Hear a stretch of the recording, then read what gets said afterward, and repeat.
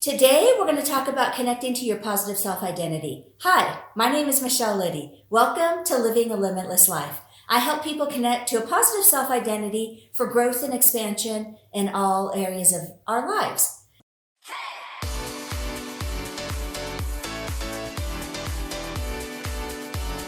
Now, work with me a little bit here because I drew out this diagram. I'm going to try to zoom in on the different parts that I talk about so you can get a clearer picture. But I was playing around with it, trying to figure out the best way that you can see it. So I'm just going to grab the camera, move it closer into the different parts that I'm going to talk about. So what is self-identity? It's how we think and feel about ourselves, and it affects all areas of our life. And depending on which self-identity is more dominant within ourselves, like we can have really positive traits, and there's those negative traits that pop up in our lives. And depending on which traits are, or the foundation is stronger, is how the experiences we're going to have in our lives. So if we have, and it's not, it's kind of battling or going between our subconscious of the truth of who we are and how we feel, and then the mental part or the intellectual part of intellectually we know I'm a good person, I'm confident, I know how to do this, but subconsciously there may have been a belief that was developed when we were a kid that says, I'm not good enough, I can't do this, I'm not capable. And that belief structure or that foundation overrides a lot of times whatever we think mentally, because mentally we can will ourselves to do something, but eventually that negative or that truth will pop up and kind of dismantle or take us out, meaning like getting in our own way. Whenever we have those moments of getting in our own way, it's when that truth kind of pops up. Now, it's not the truth of who we are, it's the truth of what we've learned to believe who we are. Okay, so starting here, we all have belief perspectives about ourselves. I call them belief perspectives or patterns of belief perspectives. And there's multiple, hundreds of them living within us that play out in our everyday lives. Now, which one is dominant? Whichever one has the most beliefs about who we are is the ones that are dominant. So if we have a lot of negative beliefs about ourselves, we probably get a lot of or negative experiences or outcomes. Now, it doesn't mean we can't have positive experiences, but the foundation of how we feel, what we think about ourselves is kind of negative, even though you go in and we are excited and passionate, but we may just not have that feeling of feeling really good about ourselves. Now, if we have positive beliefs about ourselves, then we're probably going to have more, or we will have more positive outcomes in our lives. When we decide we want to do something, we know that there's bumps in the road, there's things that we need to learn in order to get to the other side and learn a skill set or accomplish a goal. When we feel really good about ourselves and loving about ourselves, and we love ourselves through those challenges or through those breakthroughs to a new way of doing things, we will get the results that we want. And so those are kind of the differences between positive and dominant, and which one plays the most dominant part in our lives. And if you kind of look at your life and you see like you have a lot of upsets or drama, or you're just not happy, probably the negative self-perceptions of ourselves are playing out more. But if we continually feel good and then once in a while we don't feel good, but most of the time we wake up, we feel good, we're excited about life, we're excited about the people we're going to talk to, or just excited about whatever we're going to do in the day, we probably have more positive perspectives or identity about ourselves.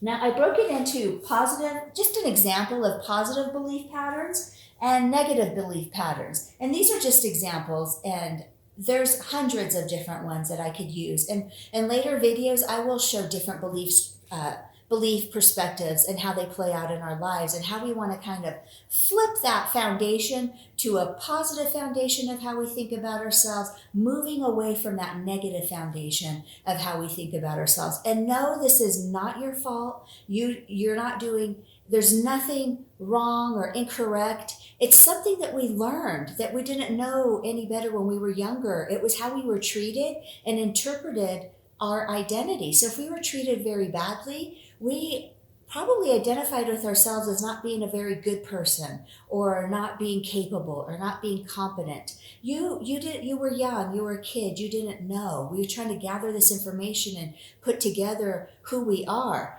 And then if we were treated really well and loving and accepting of how we are, or we were loved through our growth and loved through our experiences, and not shown like we're making mistakes or that we're wrong when we're learning life. I mean, we don't really know what right and wrong is when we're 3 years old. We're just know that we picked up a dish and dropped it and we got yelled at like we're wrong. And that's not true. We're just learning that dishes break when they drop. It's those little instances that break out into other instances where we may view ourselves as being wrong. So know that all of this can be flipped.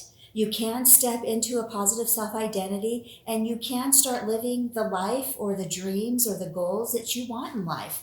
It's just recognizing these things, being aware of them, and then knowing what to do when you're aware. Because sometimes we're just not even aware. I was in that state for many years. I knew something was getting in my way, but I didn't realize what was getting in my way. And when I really realized it was my relationship with myself and the identity that I felt about myself, I didn't realize I had so many negative perspectives about myself. I didn't think I was good enough. I didn't think I was worthy. I didn't think that I was, on the one hand, I was capable. On the other hand, I wasn't capable. But I was coming from a place of fear of trying to not show these things about myself. So anyway, a little bit more into this is that if you have self-love for yourself, you feel unconditional love for yourself. You like who you are. If you wake up one morning and you have a pimple on your face, or a gash on your face, you're like, that's me and I love myself, and it's all okay. And if you talk to yourself in a loving way, like let's say you got embarrassed in a situation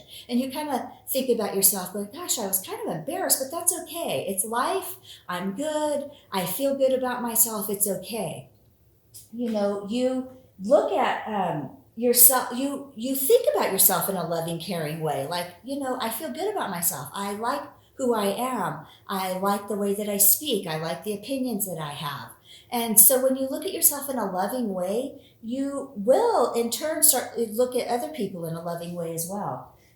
If you accept yourself, and this is a big one. I know it was a big one for me, and I think it's a big one out there about people really accepting themselves, because we were taught as kids that we were learning through being scolded or spoken to in maybe a harsh or disrespectful manner. And so when we accept ourselves, like let's say we make a mistake, like let's say we say something to somebody that it just kind of came out, but it's not, the intention wasn't what you were meaning, and it was taken in a wrong way. And so you feel so bad about yourself. But if you feel good and know that your intention was good and it wasn't coming from a bad place, you feel confident and loving towards the person and say, oh my gosh, that totally came out wrong. That's not how I meant it. I really meant it like this. And you just move through the situation in a very loving, accepting of yourself, that sometimes we don't always say things the right way, or things don't come out exactly how we planned. But if we're loving to ourselves and don't beat ourselves up like, oh my gosh, I'm so horrible because it has to come out perfect every time, we're not accepting ourselves for who we are, that we're humans, that we do these things, that sometimes we say things or do behaviors that, aren't our intention, but it's interpreted maybe in a negative way. And we just lovingly, first of all, accept that we know that that's not our intention, or we weren't coming from a bad place, and talk to the person about it. And most likely people understand, and you'll laugh about it. It's accepting yourself when, a lot of it's when you make a mistake, or accepting yourself for who you are right now in this moment, not who you want to be, not who you should be, but who you are in this moment right now. And right now, you're everything that you're supposed to be. And it's just being self-aware of the parts of you that you don't accept, like a mistake you made or something that came out incorrectly when you were talking. It's maybe how you treated somebody, but it was interpreted like maybe you were brisk when you walked by them, and you maybe had something on your mind and you weren't walking brisk by them, or you didn't say hello to somebody. I mean, and these can morph out into other instances, whether it's at work, in our personal lives, or just out there with acquaintances. It's just accepting that that you are a good person, you're coming from a good place, and sometimes things come out in funny ways or weird ways that are interpreted in different ways. But as long as you know the whole and soul of who you are is loving and kind, you stay with that perspective and not like, I'm a bad person because this came out in a wrong way. So self acceptance is a huge thing. And a big thing I like to say is accepting ourselves whenever we're feeling shame, to love ourselves, instead of rejecting ourselves whenever shame might pop up, to really love ourselves and just go in front of a mirror and say, I love you. I love you, Michelle. I love your arms. I love how you talk. Whatever it is, just go into a bunch of compliments and really recognizing that you are a great and wonderful person. And you will notice that your anxiety about the shame will start to shift and drop into more of a loving place, and teach yourself to look at yourself in a more loving way instead of going to a negative perspective about yourself. And that takes some time, but it can happen, and you can flip the switch to a positive way of you looking at yourself, or a positive way in the way that when challenges and situations come up, that you start looking at them through a positive filter, a positive perspective. Okay, now let's jump into joy. Now, joy is when you start really loving yourself and accepting yourself, you start radiating some joy because you feel good about yourself. And people feel that. They feel when you feel good about yourself because you have patterns of love. And the pattern is love may be the main belief you have about yourself. And then these are the patterns, these offshoots. Look at yourself in a loving way. Unconditional self-love. No matter if you make a mistake or you're doing something great, there's no condition on you loving yourself. You look at yourself. I think it's just a very important thing to really look at yourself in a very caring way. So with love, there's all these different offshoots that anchor this pattern of love. The same with self-acceptance. There's offshoots, these other like supporting beliefs around self-acceptance that support you accepting yourself, and it anchors that in even stronger. And the same with joy. When you feel good about yourself, when you're accepting yourself and you're loving yourself, you feel joy. And that's kind of the offshoot of acceptance, self-acceptance, and love, is you start radiating joy. People feel good about you, around you. They feel like they want to be around you because they feel that energy kind of radiating from you, that you're joyful. You're joyful about yourself. You're joyful about other people. You're joyful about talking with other people. And they feel that. And those other people will start feeling joy within their own hearts. And they're like, gosh, I feel really good. Now, if we pop over into the negative patterns of belief perspectives, the same thing. You have like the main belief, maybe I'm not good enough. And then you have the supporting beliefs that kind of anchor in that. And let's just focus on that piece. So negative patterns of beliefs. So not good enough. There's multiple things that keep that belief anchored in ourselves. And it's the supporting beliefs, or the supporting beliefs are kind of self-talk that comes up when we don't feel good enough. Oh, it will never work for me. Or we compare ourselves to others as being better than us, like they're smarter than us. How come it works for them and not for us? Why do people seem to be happy around them and they don't seem to be happy around me? Or I can't make the money that I want, or I can't have the dreams that I want.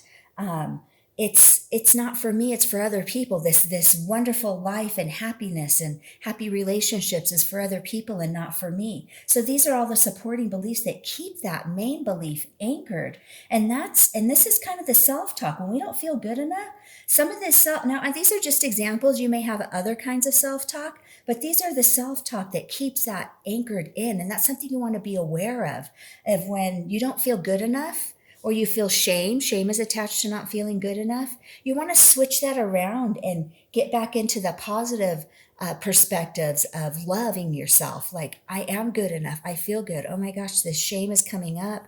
I want to switch it. I want to be aware, and then start doing the anchor of love, and then the supporting beliefs around love. I love myself. I am capable. I am acceptable. I am loving. I am lovable. I love myself. And then just go into creating that pattern. And that takes a little bit of practice and some time, but the brain is very resilient, and it will be led by you. And so when you lead yourself out of the negative pattern into a positive pattern, your brain will follow you. It's just you being aware and just creating a different patterning recognition for the brain to recognize, moving out of this negative belief perspective and moving into this positive belief perspective. Now, another one is worthiness. Worthlessness, not feeling worthy. And this, again, a lot of these patterns develop in childhood when you interpreted the way that you were being treated into you not being worthy of love, not being worthy of being treated well, not being worthy to be heard, not being worthy to be seen. Because maybe when you spoke up, you were told to be quiet.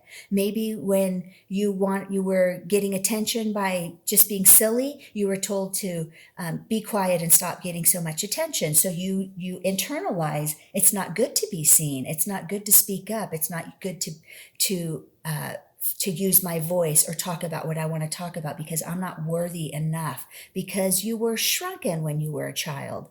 And that's how you interpret it. And that's the only way we know how to interpret things when we're kids. But the thing is, we grow up with these negative anchors within our lives, and they still run out in our adulthood because we haven't healed or let go or changed that patterning for our brain to recognize a new pattern on how to view ourselves or a new pattern of how to view life and situations that we come up with.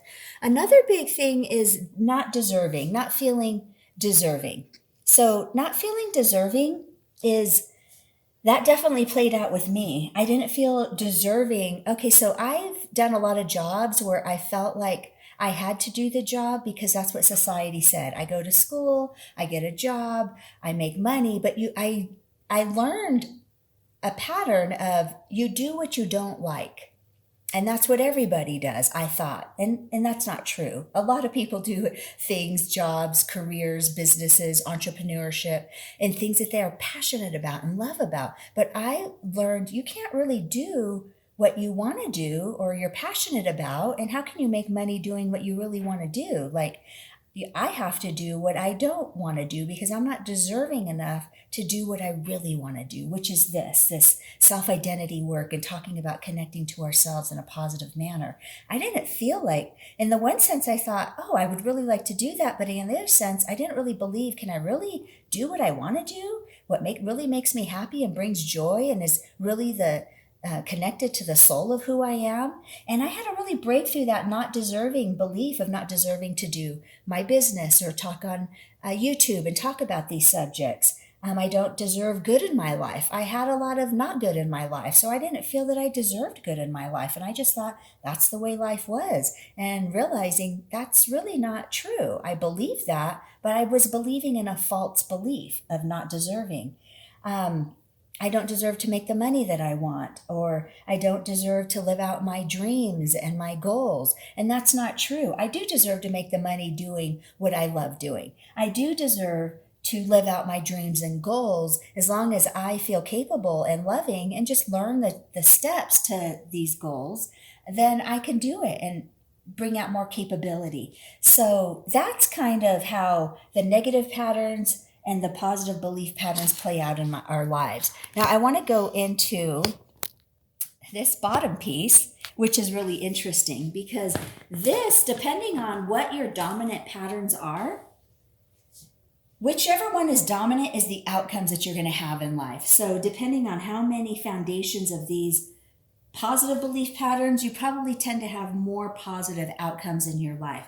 But if you have a lot of negative belief patterns about yourself, you're probably going to tend to have a mixture of positive and negative, siding more on the negative outcomes in life with something that you really want to do. Like maybe it's relationships, and it's like, gosh, these relationships don't seem to be working out. Or I want to do my own business, but it doesn't seem to be flourishing or becoming into fruition for yourself. So again, we all have a mixture of positive patterns about ourselves and negative patterns about ourselves. And we've all had successes in our lives, and we've all had, unsuccessful situations in our life. But which one on a consistent basis is playing out in our lives? Is it positive belief patterns or negative belief patterns. And that's what I want to bring to your attention in this video today, is just being aware and being cognizant of what belief patterns are having the most impact in your life, and then changing that around. And one thing that you can do to change that around is really being, first of all, is being aware of how these belief patterns play out in our lives. So once we're aware, then we can change that belief pattern and move to a negative one to a positive one. And you may want to take out a piece of paper and write out these different things that pop up. Like if you feel shame, and you just kind of create a bubble, like I do right here. Put shame in the middle and create a bubble. I feel shame. I don't feel good enough. I don't really like the way that I said that, or I felt like somebody was judging me. I felt like somebody was criticizing me. And just kind of create, this little bubble belief, and then think about what positive belief perspective you want to start cultivating. So if it's shame, then you want to probably be more loving to yourself and say, I'm loving. There's nothing for me to feel shame about. So shame is, I'm loving, I'm worthy, I'm competent, I'm acceptable, I am lovable. Not only are you loving, but you're lovable. So that's some way, a way that you can start breaking through these negative belief patterns and start implementing, or kind of like setting the foundation for the positive belief patterns. Now, know that sometimes a lot of these negative belief patterns can come up, and just be gentle and loving with yourself. I had many, many negative belief patterns. I was like, oh my gosh, I had no idea this is the way that I thought about myself, when I really started thinking, gosh, I feel unworthy. I don't feel good enough. I don't feel competent. Although I was competent. I would go in my jobs, and people were like, gosh, you're so smart, or you know what you're doing. But in my mind, I was always fighting against, I can't look stupid, or I can't look like I don't know what I'm doing, instead of just lovingly looking at myself going, I don't know what I'm doing, and that's okay, and I'm going to learn how to know what I was like always trying to hide these feelings that I had about myself. I'm not worthy, I'm not good enough, I'm not deserving. And I wasn't getting quite the outcomes out in my life that I really wanted, whether it be in relationships or my jobs or aspiring to my dreams and goals. At some point, I would get to a certain point, but then I would quit on myself, because one of these negative belief perspectives would pop up, as of, I'm not worthy, or I'm not deserving to have this for me, and then I would quit. And then I started having to change the way that I saw myself, which started changing the perspective and how I started seeing the world and what was possible for me. So awesome. Thank you so much for watching this video. If you want to hear more on a different subject, you want me to go more in depth in something that I talked about here, please put some comments in the comment section below. Like this video and share it with anybody that you think may enjoy this video, and subscribe to my channel. It helps the channel, it helps the word and my message get out there to other people who may be thinking about, or not knowing that they may be thinking about themselves in this way, and want to break through these beliefs and get to a more abundance place about themselves and in their lives. So thanks a lot.